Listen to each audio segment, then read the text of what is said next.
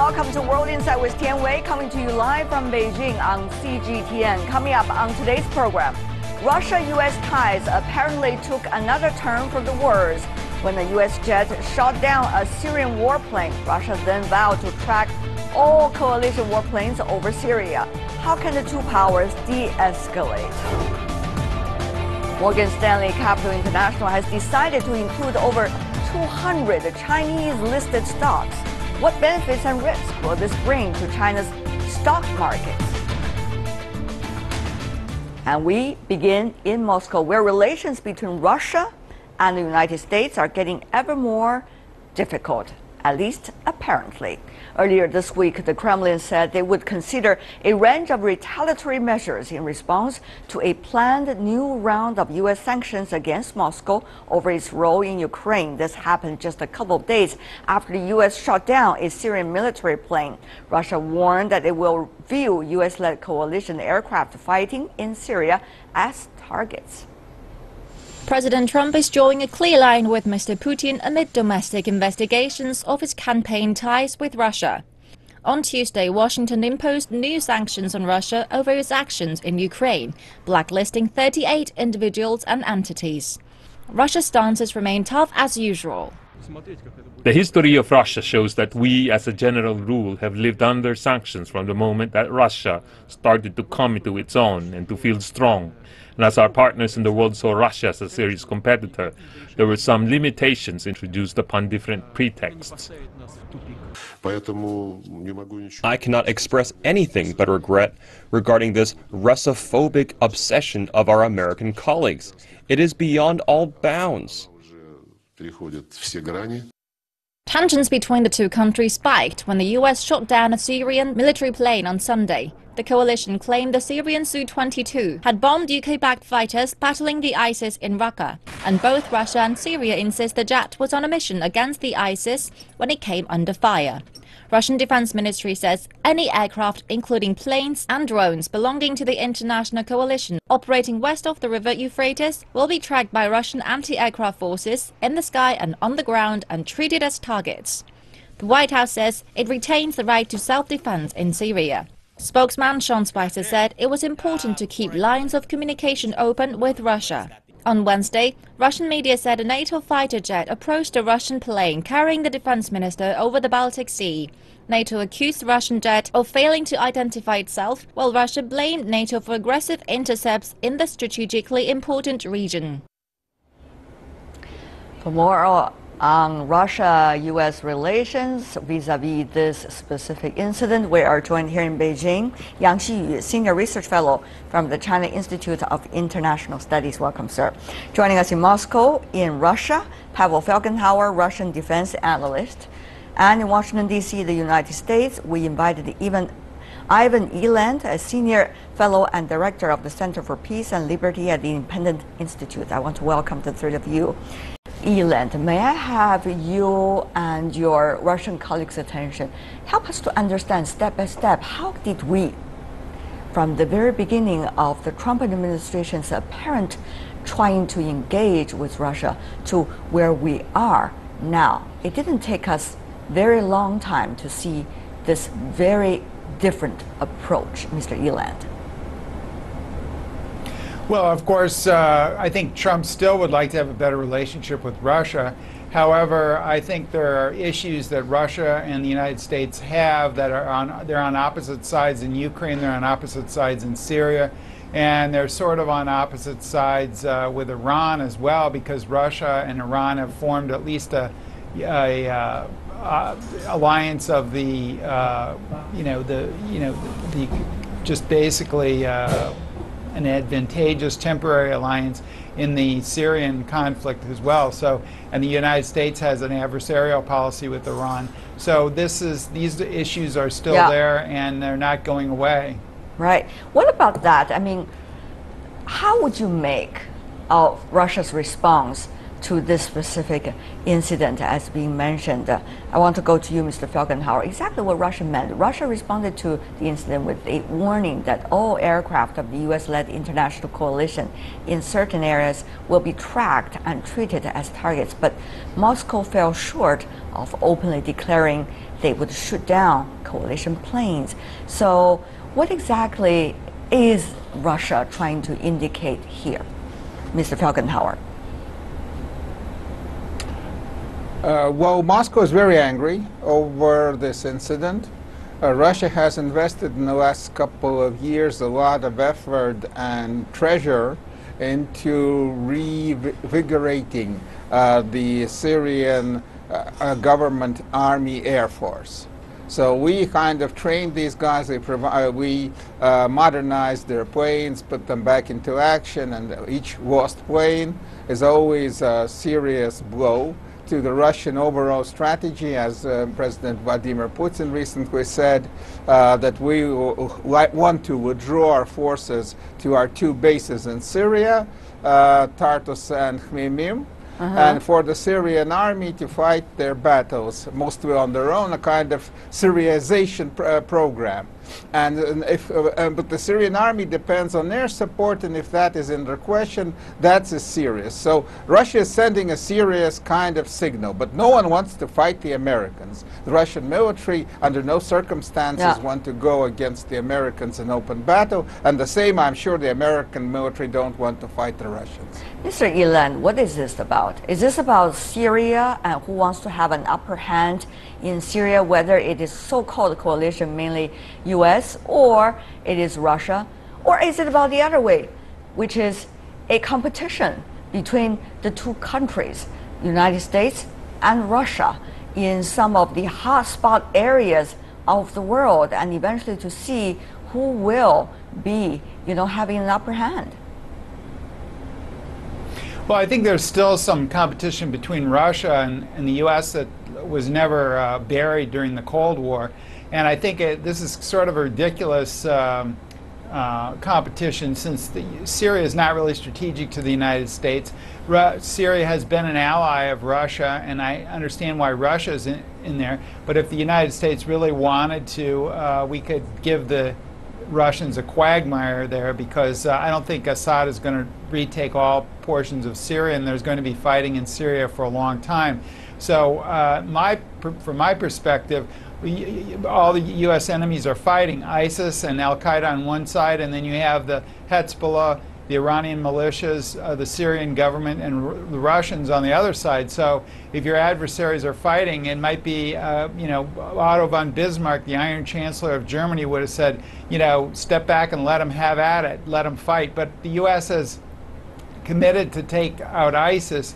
The question is, what's next? If ISIS is defeated in Mosul and Raqqa, then do we go after? Some in the Trump administration are saying, despite his campaign pledges to the contrary, that they might want to challenge the Iranian militias.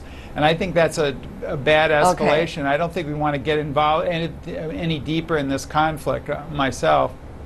Mr. Falkenhauer, what does Russia feel about this? I mean, to see, on the one hand, the U.S. is in a way quite disconnected with the direction of where things are going in Syria.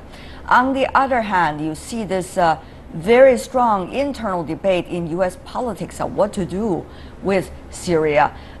What does Russia make of this very interesting phenomenon on both issues? Well, the biggest problem right now in Moscow, we don't understand what's the American strategy. Which voice in Washington is really the voice of authority? Of course, well, yes, there's President Donald Trump. He's the voice of authority, but it's from his tweets, it's hard to figure, again, what's the American strategy. So that's what Russian president and Russian officials are saying, that we are just simply frustrated because we don't know what the Americans want. We don't understand what they'll do next. Why they dig in their heels defending special places in Syria in the south and near Raqqa, use their forces to attack Assad's forces, and then say we don't want to defeat Assad, but we're defending ourselves, but not ourselves, but our allies. And why one point they defend, the other they don't. Moscow would very much, and Kremlin would want to figure that out, hoping maybe a summit next month with Trump will give at least some clarity, because right now it's all fog of war. Well, Mr. Yang here in Beijing, of course you're observing this from afar, but you see that interesting thing. On the one hand, the internal debate and confusing picture from Washington about what to do with Syria could give Russia an upper hand strategically on the issue. Yep. But also you also heard from Mr. Felgenhauer about Russia's confusion as to take a strategic reaction to what Washington might be having in mind, and its point is confusing. So what do you think about these two mixed pictures? What would that mean, do you think, for Russia in a way and its strategic position in Syria?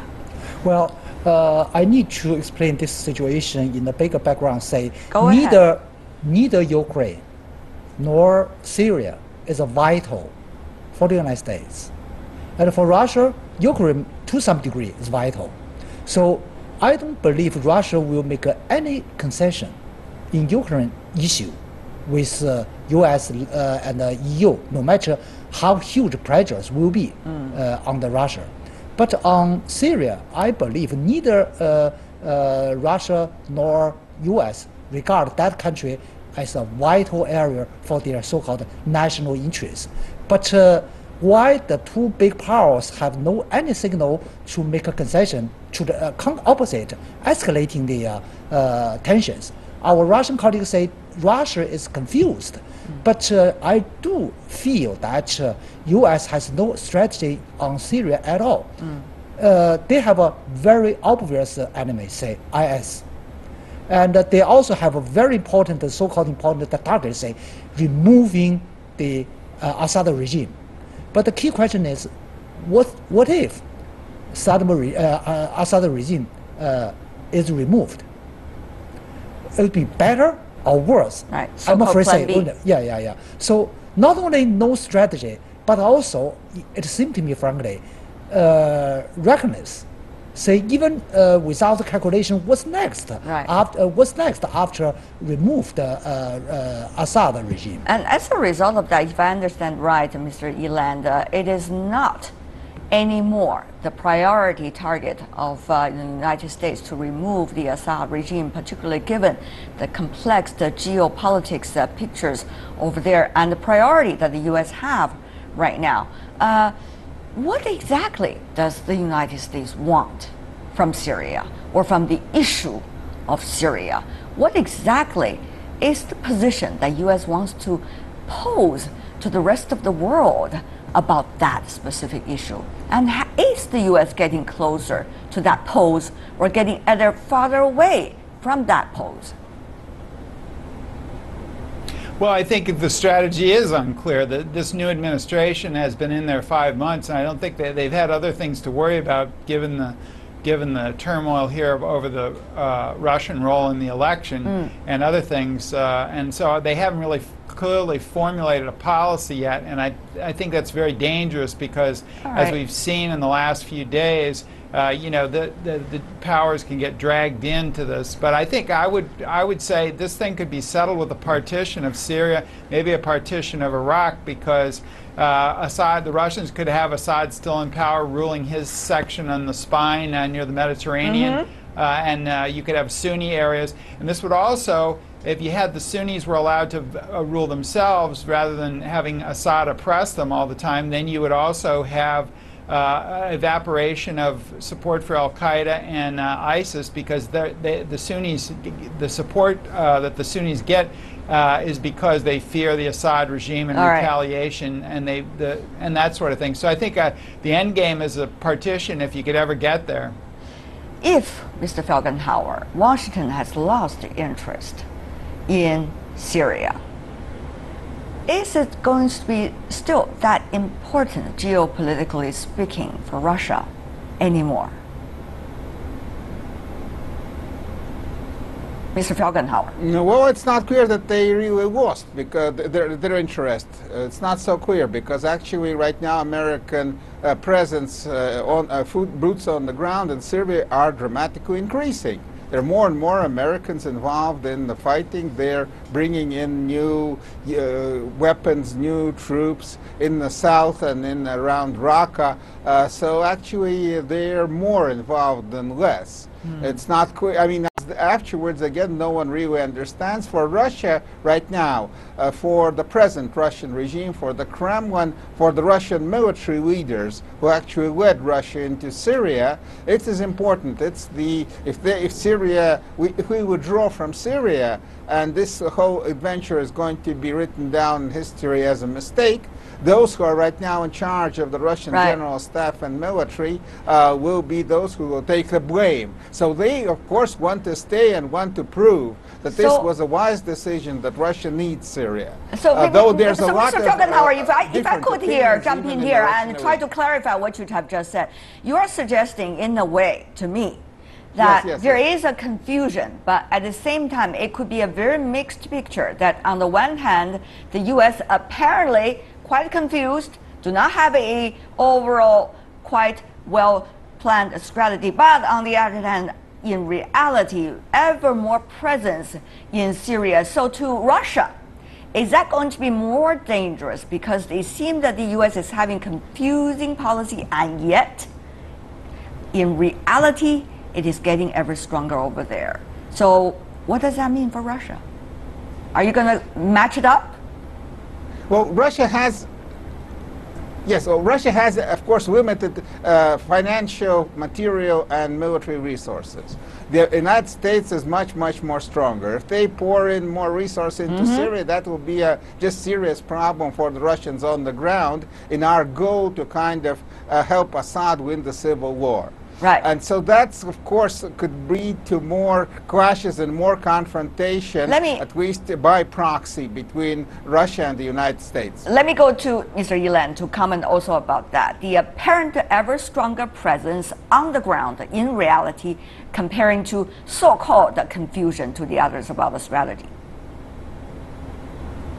Yes, well, I think the strategy is confused, and I think we have the same situation. The Trump administration is putting more troops into Afghanistan, and they don't really have a strategy to defeat the Taliban or even get a negotiated settlement there. And I don't think they don't know what their objective is in Syria. Some people in the Trump administration, as I mentioned before, want to go after the Iranian militia, and of course that opens another can of worms. Right now, they're supposed to, U.S. forces and the increased U.S. forces are supposed to be trying to combat ISIS. But eventually, they're going to get that done because the pressure on ISIS is overwhelming, and I think that will be done one way or the other. But then the question is, you know, these things take on lives of their own. Okay, we have troops there, now let's do something else. So, but we're going to see what something else is. We don't know. Yes, that's true. Mr. Yang, we don't know. Here's the thing.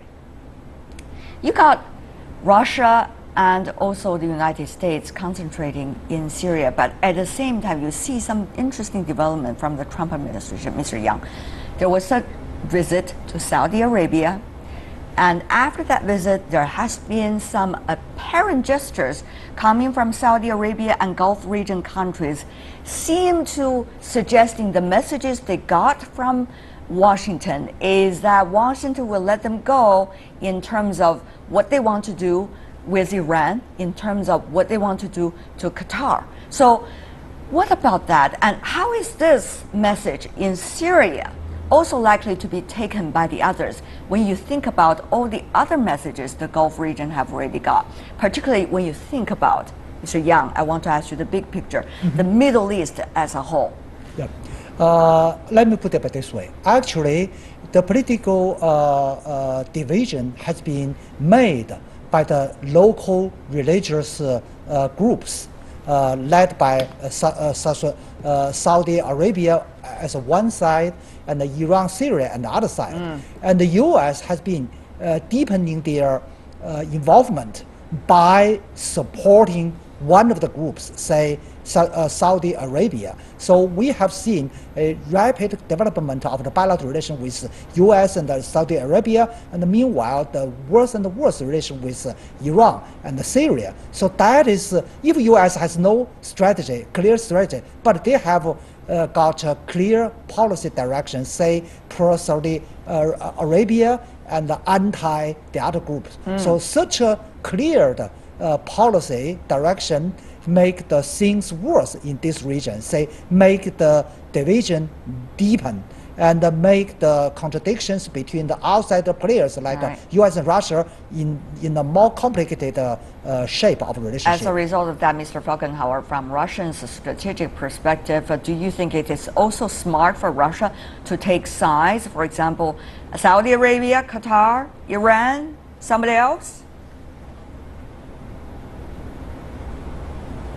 Well, actually, right now, Russia is trying to play wise in the Middle East, at least in that respect, and trying to spread its allegiances and alliances outside of the Shia kind of corner in which we found ourselves, and try to establish better relations with Sunni nations, with Saudi Arabia, with Egypt, possibly with Turkey, and actually in the Qatar-Saudi Arabia row, Russia is taking the middle ground and trying maybe to be a bit of a kind of go-between. So Russia is trying to be good with everyone, and of course at the same time with Iran and with Israel, and building up kind of complicated relations and trying to have more possible Sunni proxies even in Syria to broaden our base, so that with not very big investment of forces and capital, we could have a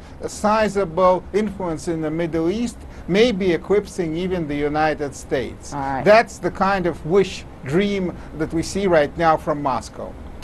Pavel Falkenhauer, Ivan Eland, Yang Xiyu, thank you so much, gentlemen, for joining us. Thank you. You're watching World Insight with Tian Wei, coming to you live from Beijing. Still to come on our program. Morgan Stanley Capital International has decided to include over 200 Chinese-listed stocks.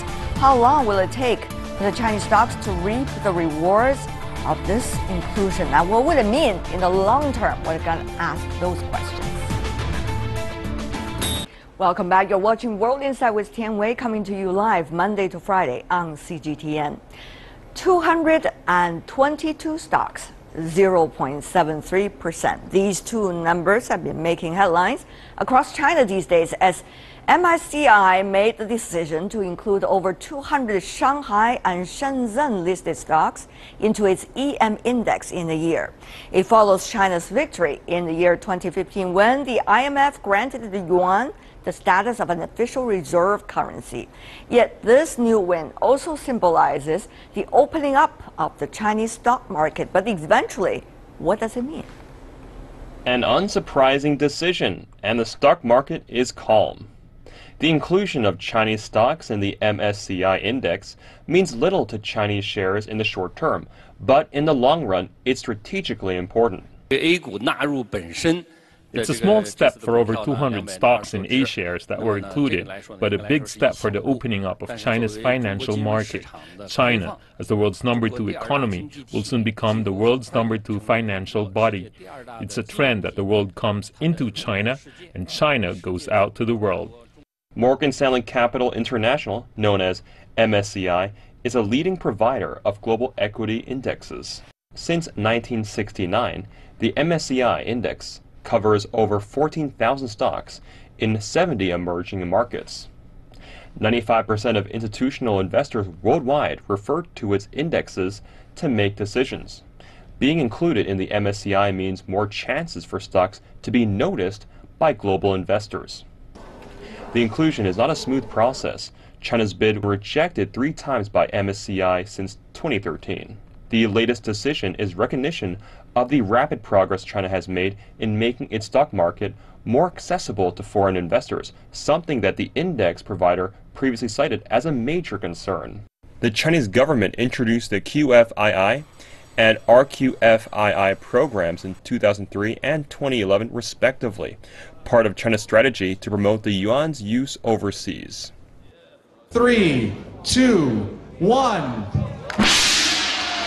Since late 2014, China has launched Stock Connects that gives foreign investors access to the Shanghai and Shenzhen stock markets through Hong Kong. We will work to make our regulation, operations and other practices more international so as to provide better services for foreign investors. All in a word, China's A-shares will be more and more appealing to international investors in the long run. And for more on this, we are joined in Hong Kong by Hong Hao, who is the Managing Director and Head of the Research at the BOCOM International. In Washington, D.C., we have Nicholas Lardy, Senior Fellow at the Peterson Institute for International Economics. In Irvine, we have Dan McLaury, Managing Director and Head of China for Bostad Securities. Welcome, gentlemen, to our program. I want to start with you, Mr. Hong. Exactly what does it mean?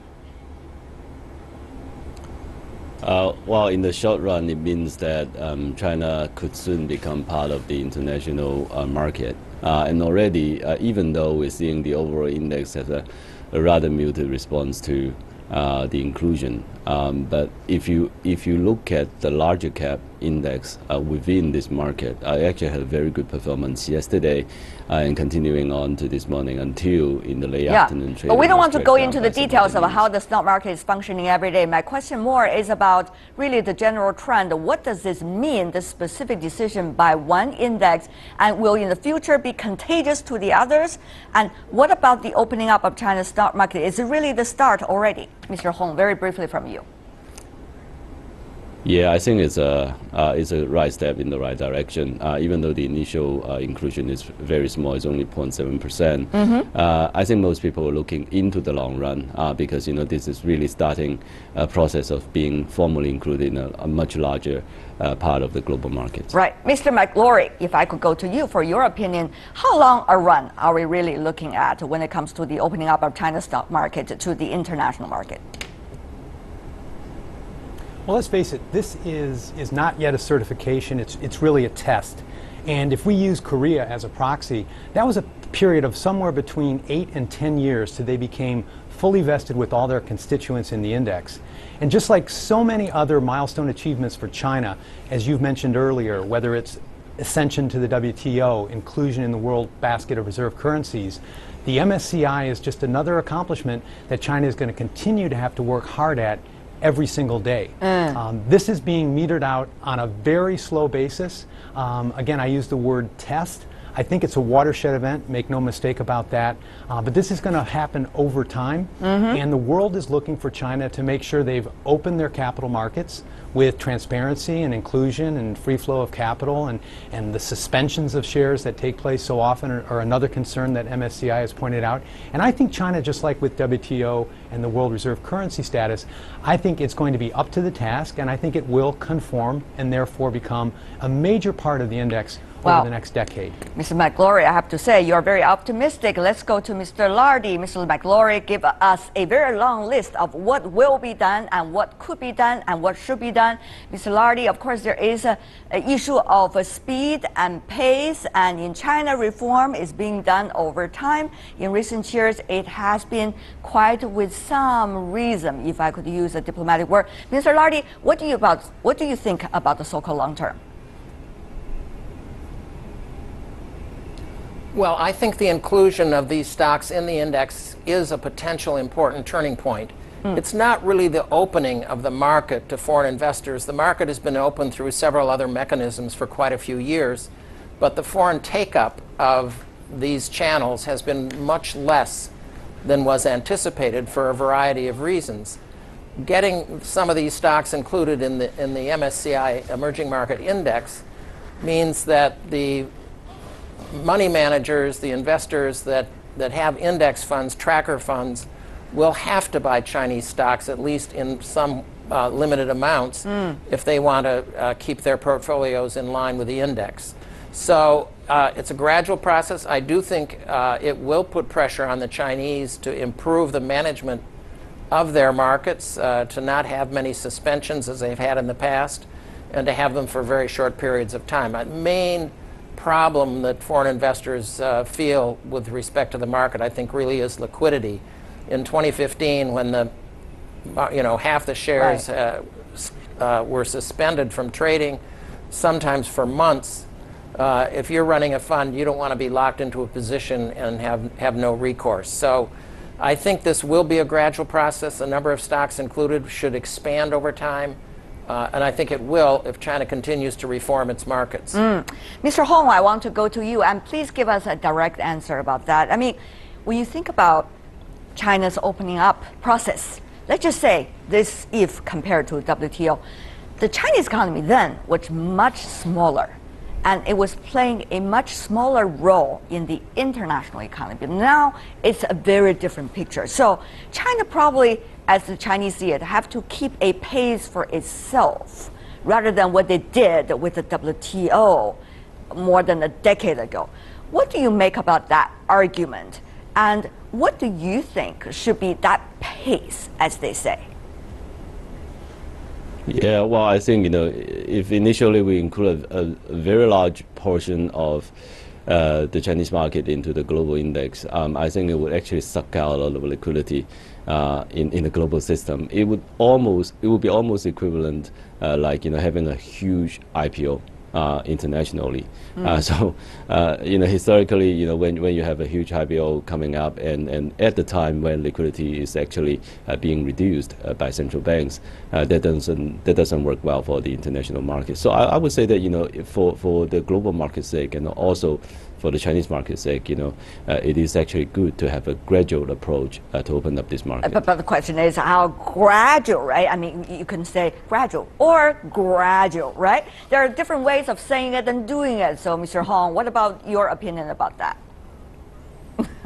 Yeah, I think, well, let's use QFII as an example. Now it's a major player in the Chinese domestic market. Now the QFII funds is about 15% of the Chinese domestic market. And the process of development for QFII fund is well over 10 years. So I wouldn't be surprised to see a sort of a similar pace for the MSCI inclusion as well. All right, Mr. Lardy, what about 10 years? Are you going to be happy about that? 10 years, let's just talk about.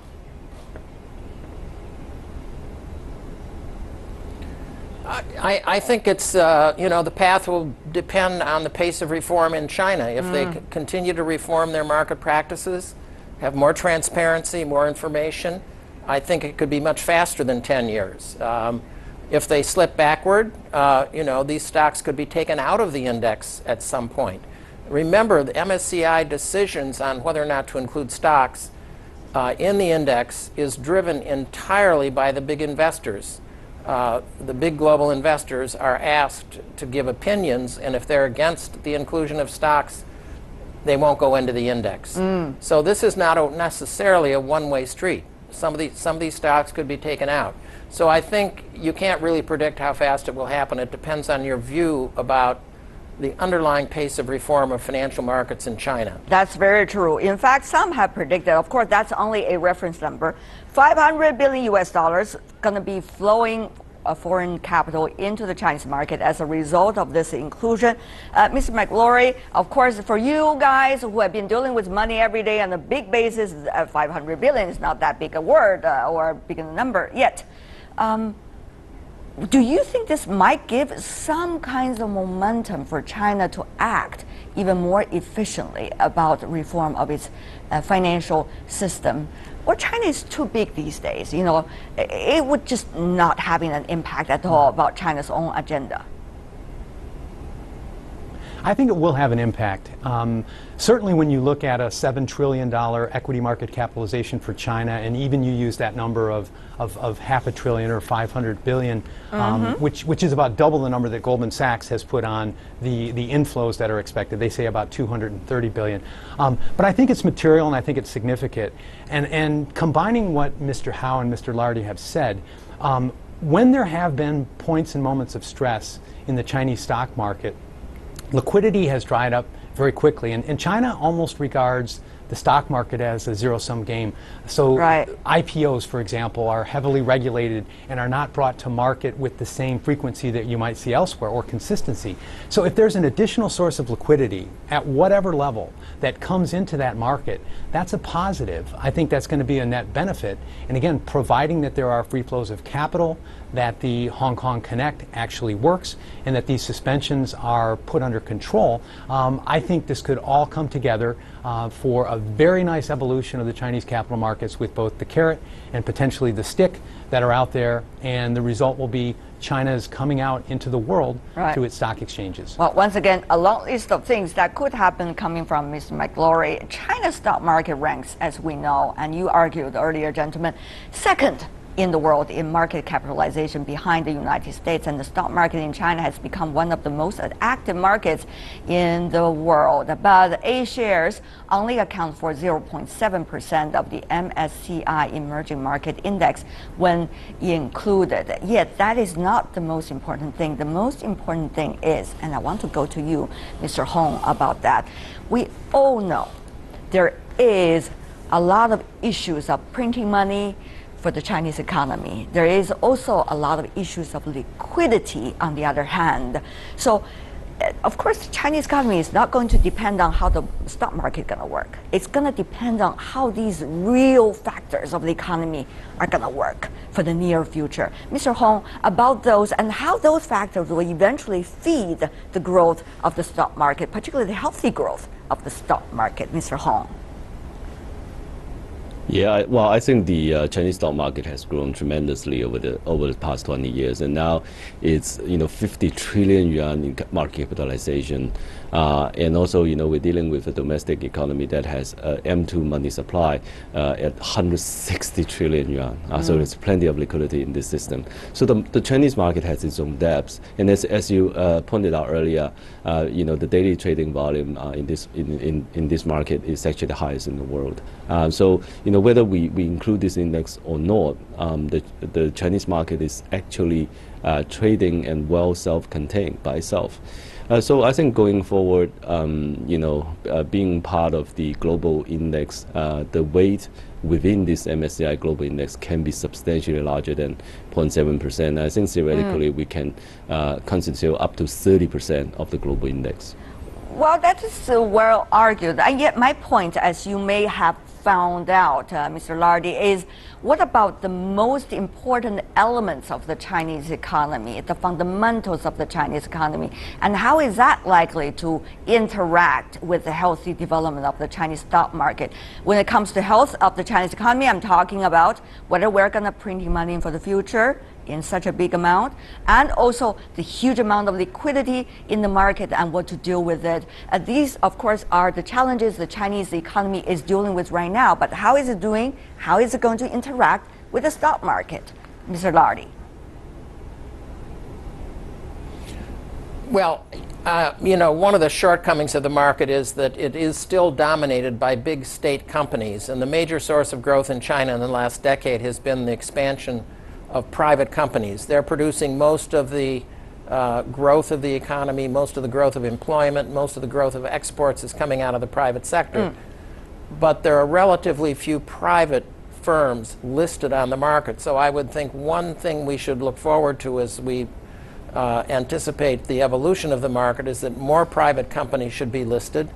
And I think external investors would be quite interested in having more exposure to this dynamic portion of the private economy. What they're getting today through the inclusion of these 200 stocks through the MSCI index is, they're getting a disproportional representation of big state companies. So the driving companies and services and consumption are increasingly private companies. All right. More of them should be listed, and international investors should have more access to those. Right. Mr. Hong, what about that argument? More private ones and more international companies get involved in China's stock market and also in the overall Chinese economy. Do you think that is what the issues are? Or actually what I put forward to you, which is about the fundamentals of the Chinese economy, both how to do with overflow of the currency and also the real growth of the economy? Yeah, well, I think the stock market has played a very important role in financing the economic growth in China. But over time, one of the biggest problems that we're facing, or one of the challenges that we're facing, is really, in this economy we are well over leveraged. We borrow too much. Debt to GDP ratio is close to 300%, and most importantly, over the last couple of years since the global financial crisis, leverage within the Chinese system has gone up substantially, and now the corporate sector is heavily indebted. Internationally, we do need to do more. I think over the past number of years, we've been trying to develop an international board, but that has not been successful because every time this news come up, the B-share market within the Chinese market actually plunged 5-7% within the day, because international board is being seen as a way to divert liquidity flow from the existing stocks. So with global inclusion, with potentially more and more global liquidity flowing into the Chinese system, we could be able to have enough liquidity to develop international board for international companies to come listing in China. And final words from you, Mr. Lardy, how to also, on the other hand, China to avoid the risk as a result of being included into the international market, or the other way around? Well, as I said before, I think the way to minimize the risks is to have more transparency, more disclosure, more analysis of these stocks. One of the limitations now for international investors is that there are very few stocks, relatively speaking, that are being covered by the international investment banks like Morgan Stanley or HSBC. Right. I think investors need more visibility on the companies that are being offered through the index and through other companies that may enter the index in the future. All right. Mr. McGlory, very final words from you. We only got 20 seconds for you, sir. Sure. Well, I want to pick up on that point about the disconnect between the representation in the index and China's economy and its future growth prospects. 2/3 of the companies are local or national state-owned enterprises, okay? And over half are industrials and financial services. All right. That's really the was. We should be focused on the is and what China is going to be doing moving forward. And I think as those companies find their way in the index, it'll be more representative of the growth pace of the new China. I see. Dan McGlory, Hong Hao, Nicholas Lardy. Gentlemen, thank you so much. And that is all the time we have for today. If you'd like to see more, try to find us, World Insight with Tian Wei, CGTN, in your search engine, or check out our YouTube channel. You can also follow us on Twitter, Facebook, and Sina Weibo. From me, Tian Wei, and everyone on the World Insight team, thanks for watching, and tune in again tomorrow for insights across China and around the world. Good night.